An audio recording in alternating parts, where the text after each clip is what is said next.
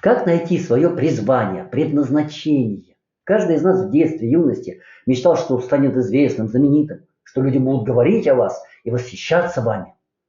Но вот заковыка. Что ж такое нужно сделать для этого? Наше поколение мечтало стать космонавтами, дети 90-х бандитами, ментами, проститутками. Нынешние подростки хотят быть топ-менеджерами. Кто-то добивается своего, кто-то мечтает об этом день-два.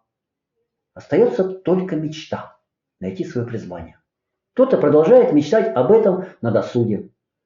Большинство прячут свою мечту далеко-далеко в глубинах подсознания, боясь обвинений в маниловщине. А почему люди об этом мечтают?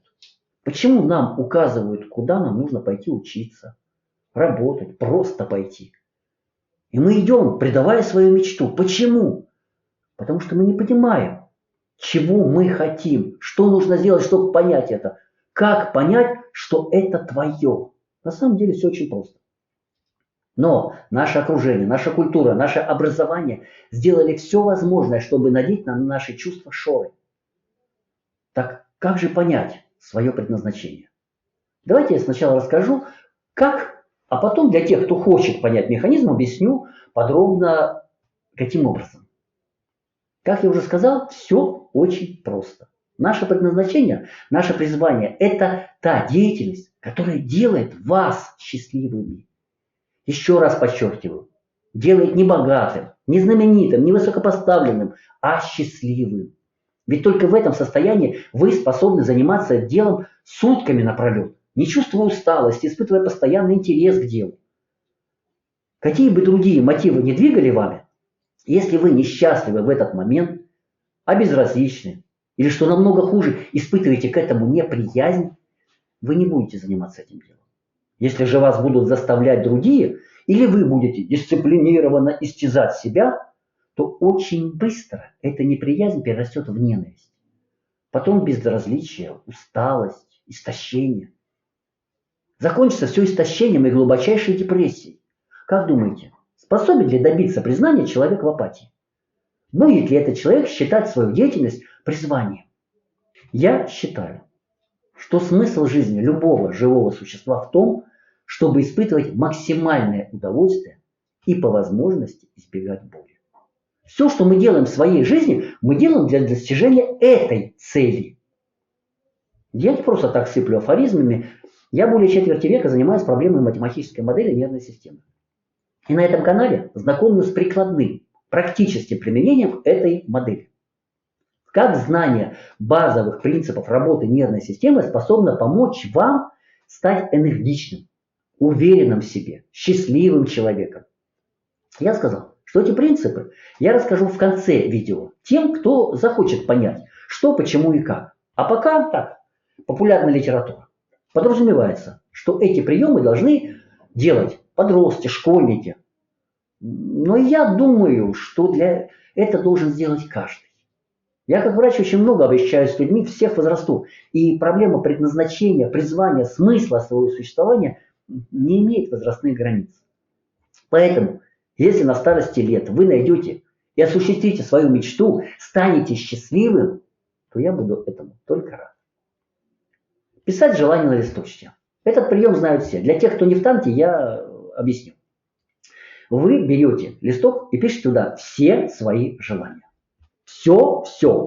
Я хочу открыть приют для хомячков или найти в себе силы подмести пол. Можете потратить на это 10 минут или 10 дней. Все зависит от вашего настроя. Написали? Прекрасно. Теперь самое главное. Посмотрите на каждое желание и ответьте себе на один вопрос. Если я сейчас это получу, то буду ли я счастлив сейчас, завтра, через 10 лет? Отвечайте только себе. Не пытайтесь представить, что вы говорите это мне, своим близким, человечеству. Только себе. Поэтому честно. А как понять, что вы честны перед собой? Если вы представляете себе, что вы уже обладаете этим, то ваше настроение улучшится. В этот момент вы будете счастливы. Если же вы затрудняетесь ответить на поставленный вопрос или четко отвечаете «нет», то смело вычеркивайте эту строчку. Это не ваша мечта. Она навязана вам вашим окружением, нашей культурой, моралью, религией. Только «да», четкое и радостное. И так вы должны поступить со всеми записанными вами желаниями. Если из 100 записанных желаний у вас в результате останется одно, то это хороший результат. Если два, потрясающий.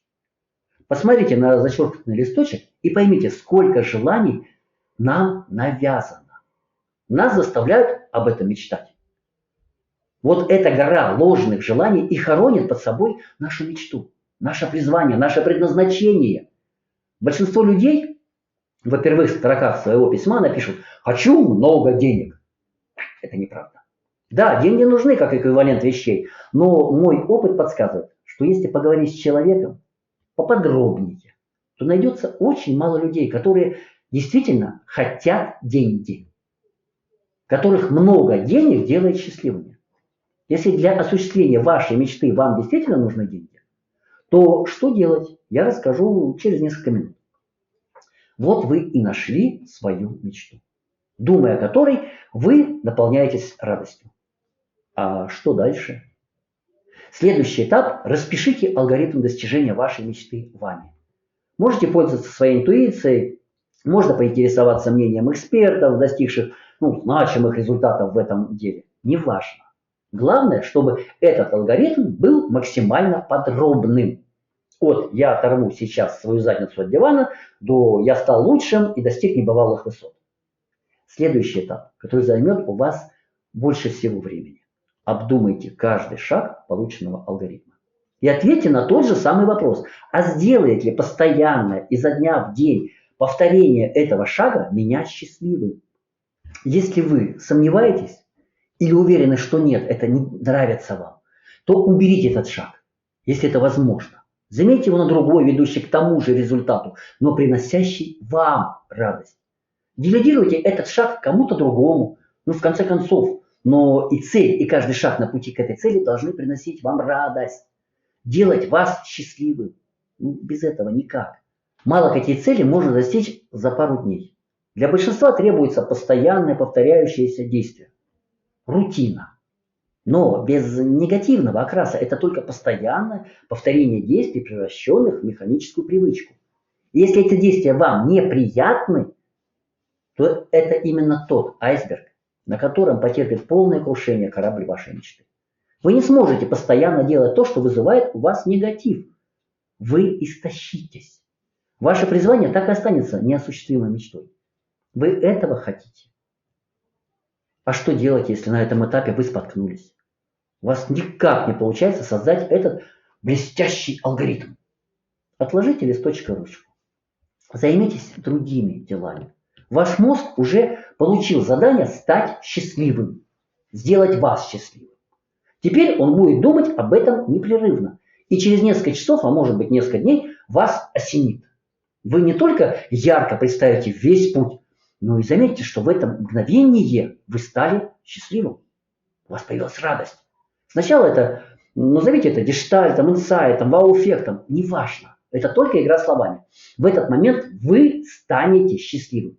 Немного подождите, пока накал эмоций чуть-чуть спадет, и еще раз посмотрите придуманный вашим подсознанием алгоритм. Если все правильно, то вас не нужно будет подталкивать начать исполнять задуманное. Теперь это будет вашей идеей фикс. Вы не просто будете стремиться отдавать этому делу большую часть своего времени. Вы будете чувствовать себя несчастным каждый раз, когда что-то будет отвлекать вас от этого. А теперь вы ответьте мне на вопросы. Сумеет ли при этих условиях человек добиться больше, чем большинство людей, подвязавшихся на этом поприще? Будет ли человек считать эту деятельность своим призванием, своим предназначением, своей любовью? А что делать, если вы уже настолько выгорели, что у вас просто нет силы и энергии, чтобы сделать то, что я вам сейчас предложил? На этот вопрос я отвечу только после того, как объясню весь механизм достижения вами счастья и успеха с точки зрения электронейрофизиологии, законов распространения электрических токов в нервной ткани.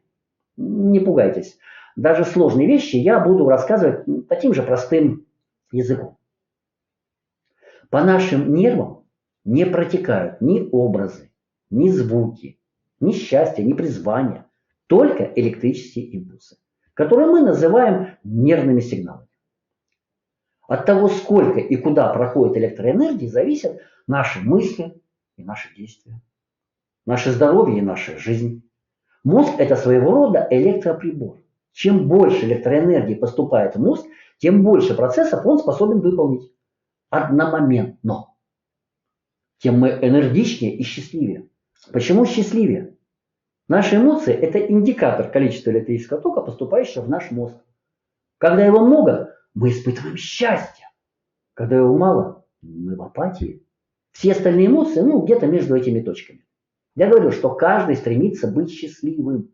С точки зрения механики нервной ткани, каждая нервная система стремится получить максимальное количество энергии, чтобы быть максимально эффективным. В рамках этого видео я опущу, откуда берется эта энергия, рассмотрим, как она проходит. Между нервными клетками постоянно образуются новые связи. В результате формируются огромные рефлекторные комплексы, которые мы называем своим опытом, своими знаниями. Все наши поступки и мысли определяются этим опытом, вашим опытом. Эти рефлекторные комплексы можно сравнить с микропроцессорами. Каждый микропроцессор способен выполнить только те действия, на которые он запрограммирован. Ключами, запускающими эти процессоры, являются триггеры окружающего нас мира. Объекты, субъекты, действия. Причем запускаться при равных условиях будут те рефлекторные комплексы, которые проводят больше электрического тока в центральную нервную систему. Те микропроцессоры, которые обладают минимальным электрическим сопротивлением. Когда мы ищем цель своей мечты и шаги для ее достижения, мы перебираем эти микропроцессоры в поисках тех, которые обладают минимальным сопротивлением. Более подробно о работе нервной системы вы можете прочитать в книге «Медицина, которой нет». Ссылки в описании. А как быть в том случае, когда кажется, что счастье так близко, но что-то не хватает? Какие чувства и эмоции возникают тогда, когда электрическое сопротивление рефлекторных комплексов высоковато, что влечет за собой снижение коэффициента полезного действия вашей нервной системы? Так бывает, когда вы занимаетесь делом, не вызывающим у вас резкого отторжения, но и не приносящим радости. Та самая рутина в ее самом негативном смысле. Разрешите вам рассказать о методе аппаратной психотерапии аудиокатарсис. Этот физиотерапевтический метод изначально создавался для восстановления оптимальной проводимости нервных путей путем уменьшения их электрического сопротивления. Как проводится аппаратная психотерапия?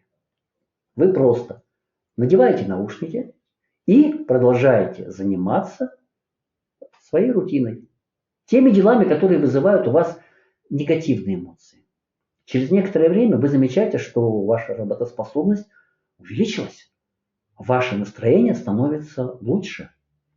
Затем вы можете заметить, что те дела, которые вызывали у вас негативные эмоции, стали вам безразличны. Продолжайте.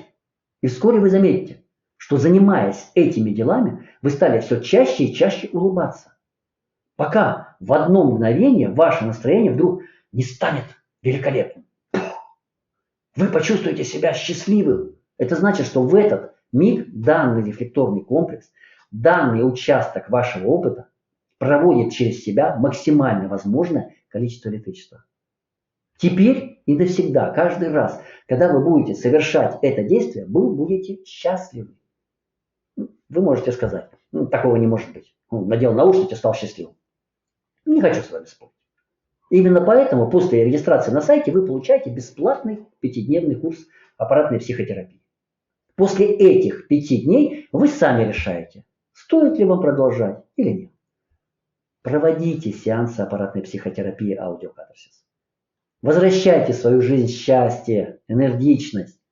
Найдите свое призвание, воплотите в жизнь свою мечту. Будьте здоровы и счастливы.